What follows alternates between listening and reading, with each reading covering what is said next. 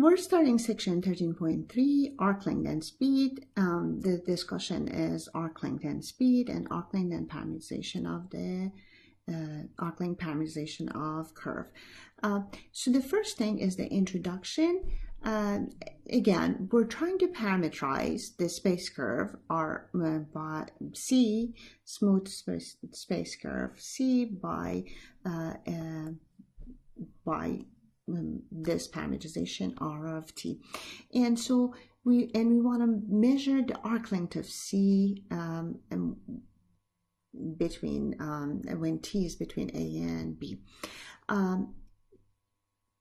Remember, R of t is the position of the or imagine that R of t is the position of the particle that is traveling on the space curve C along this space curve C. And this arc length is measuring that total distance traveled by the particle. Or it could be like you're on a road and you're going on the road and you want to measure how much your car has traveled, total distance that your car has traveled. And so arc length is not the same thing as the displacement between the 2 points. So it's not equal to, displacement is the position vector at B minus position vector at A, and that's the magnitude of that. Arc length is not that. Arc length is the distance that you travel on the road, not the distance from the beginning of the road to the straight line distance between them. So example 1, let's say R of t is R cosine t and R sine t and 0. And so remember, and this is a constant, R's are constant. This is exactly a circle on the xy plane of the radius r and centered in origin. And so we want to find the arc length if we travel on that circle at point A and B, between A and B. Remember, the entire circumference of the circle is going to be 2 pi r. That is r times the full revolution. So if you, in that respect, if you want to know what the arc length is facing the interval A and facing the angle between A and B, and so it should be R times B minus A. So let's draw this quickly. This is X and Y, and R is the radius, and say, let's see, A is this angle and B is this angle. The difference between them is going to give you this little arc length, basically. So the difference between them is B minus A times R gives you the arc length between that you travel between time A and B. So the last question was nice. We had example 1 was nice. We had a circle and we could find the arc length on a circle from however time that we needed to go. Now, can we find an equation for arc length at any point? And the answer is yes. So let's say if we have, again, the plan is to do the Riemann sum for arc length. So let's partition A and B into n subinterval of the same size. So B minus A divided by n, that gives me the delta t. That's the change in time. That's the difference in time. And then, for the time between A and B, I'm partitioning it between, and T0 is going to be A, Tn is going to be B, and then each following, let's say T1 is going to be T0 plus delta T, and so on and so forth. And so every time you add delta T, and then you get, when you add I delta T, you get Ti, and and then when you add I plus 1 delta t, you get ti plus 1. Now, so why are we doing this? So I can take each one of these times and then find the corresponding point to those on the space curve. So output of t0 is going to be a over here, and it's going to be, I'm sorry, r of a over here, and output of this one is going to be r of basically you get all these outputs out here. For each point you get, for each t value, you get a circle up here. And so basically using the partition of the interval a and b, you partitioned your space curve. And so when you partition the space curve, you have what we want to do is for each partition, we want to approximate the length of the space curve. Approximation of the length of the space curve, let's see, each one of these little pieces, the orange pieces, now I'm going to go over it with the red. Each one of those can be approximated separately, then we add them together, and then that is an approximation of the curve, and then with Drummond sums we always take the limit. And so here I can see that little piece over here, again, when we talk about smooth curve, and the smooth curve can be approximated by that secant line, the blue secant line segment over here. What is that blue segment, line segment over here? That is actually the difference between this endpoint position vector minus that endpoint position vector. So again, delta r, oh, sorry, let's start with, what am I approximating? I'm approximating the little Arclength, piece. And so in that, I'm approximating that with delta ri, the length of that. And then that is equal to basically r ti plus 1 minus r ti. This piece, this is an application of the mean value theorem for one variable, and each component can be replaced by basically each component of the inside the magnitude can be replaced by an r prime, by that derivative of that component times delta t, and so the entire thing can be. And so we're not completely explaining each step, but that's the bunch of the three mean value theorems. And so you will be having r prime of ti times delta t. And so I approximate each little arc length to find the entire approximation. I have to add them all together. So to find the entire, to approximate the entire arc length, not just the little ones, you approximate that with the summation of the little arc lengths.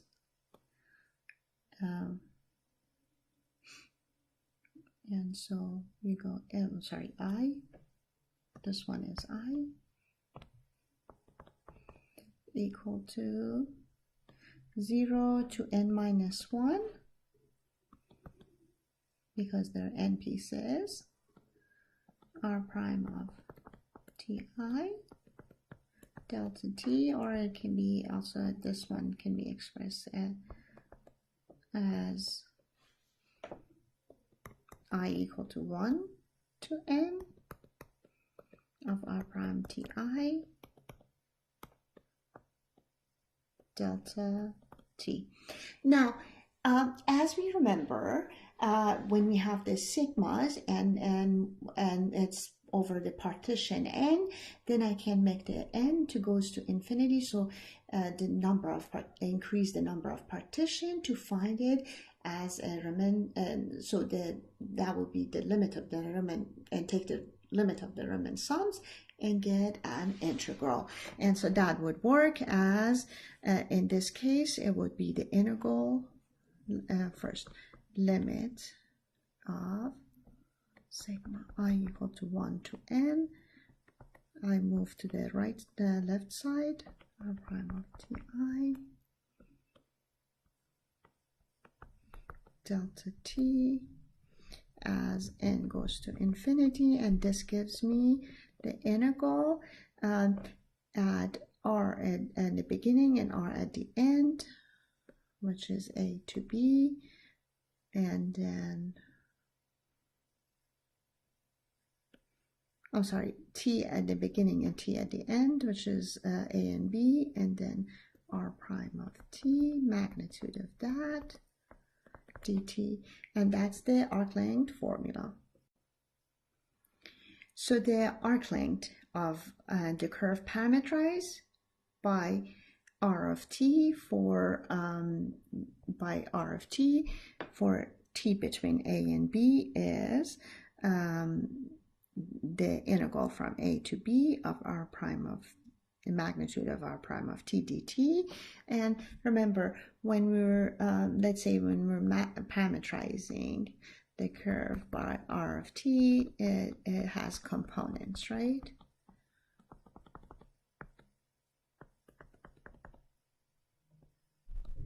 And then it has components, and each in here,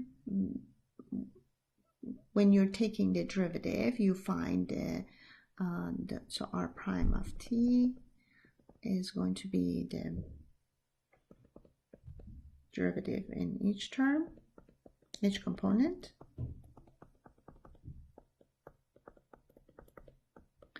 And then magnitude of that is each component of the derivative to power 2 added together and square root that. And so this is the formula. Again, this is r of t, and then let's do examples of this. Now example 2. We want to find the arc length, and the question is: a cylindrical tower is 30 feet high and has a radius of 10 feet. A spiral staircase wraps around the tower 3 times from the base to the top of the tower. How long is the staircase? One thing, when you're talking about the staircase going from bottom of the tower to the top of the tower, and it's a cylindrical tower, this is the space curve that is formerly known for us as helix, basically. And so and this is a good indication of how useful helixes are. We use them in everyday life, basically. And so now, first thing is, if I'm finding the length of the staircase, I'm finding the arc length, right? And I'm finding the arc length from the beginning point over here and top point over there, whatever the t is. First thing I have to do is to parameterize this space curve. And if I look at this from the above, I see, let's say, in xy plane, I can see the circle going around, and the circle is 10 feet in radius. And so I can, the first parameterization of the circle that comes in my mind, and this is only for x and y, right? It's, let's say, r, which is 10 cosine t, and 10 sine t. And I still don't know z, but that is the first thing that comes in my mind for the parameterization of x and y. Now, if I parameterize x and y with 10 cosine t and 10 sine t, at t equal to 0, I'm down here. So a is equal to 0, right? And then at if I travel 2 pi I go around and I end up back over here again. One full round, one full revolution. At 4 pi I end up here, 6 pi I end up there. And so this seems like b is supposed to be 6 pi. So a equal to c 0, b equal to 6 pi. Now, also, all this discussion makes me believe that z of t is a linear function. And the other thing that I notice is z at time 0 is going to be 0, and z at time 6 pi has to be 6 pi. It has to be 30 feet high. And now, if it's a linear function of time, then I have to find the slope and then multiply it by t. And basically, since it goes to 0.00, the y-intercept is 0. So it's going to be 30 minus 0, 30 minus 0 over 6 pi minus 0, which is 30 over 6 pi times t. So it's 30 over 6 pi times t. So I'm actually done with my first step. I found the parameterization. Second step is to take the derivative of the parameterization. So I get 2 derivative of that, r prime, equal to 10 cosine t is negative 10 sine t, 10 sine t is 10 cosine t, and 30 over 6 pi is a constant times t. Oh, by the way, 30 over 6 pi simplifies to 5 over pi, and t, derivative of t is 1. Now, the next part is to find the magnitude of that. Magnitude of that is the square root, the first component to power 2, second component to power 2, the third component to power 2. Oh, notice if I factor 100 over here, I get sine squared t plus cosine squared t. So the entire thing is going to become 100 plus 25 over 25 over pi squared. Now that I found this, now I have to do the integration. So how do I integrate? And the integral of that, step 4, I have to find integral.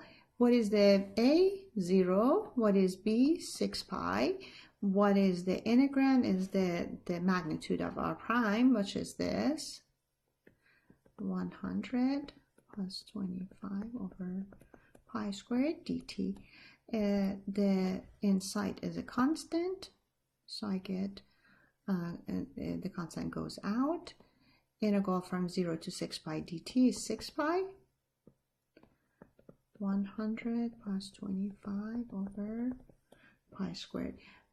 If I basically make a common denominator down there, 100 pi squared plus 25 divided by pi squared,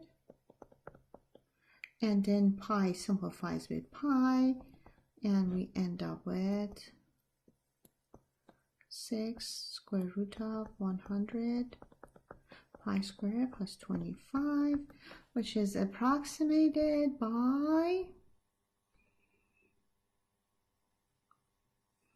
it's approximated by 77.92 feet. And this is the value, the entire staircase. Something that we kind of noticed over here, and you possibly have done this, you've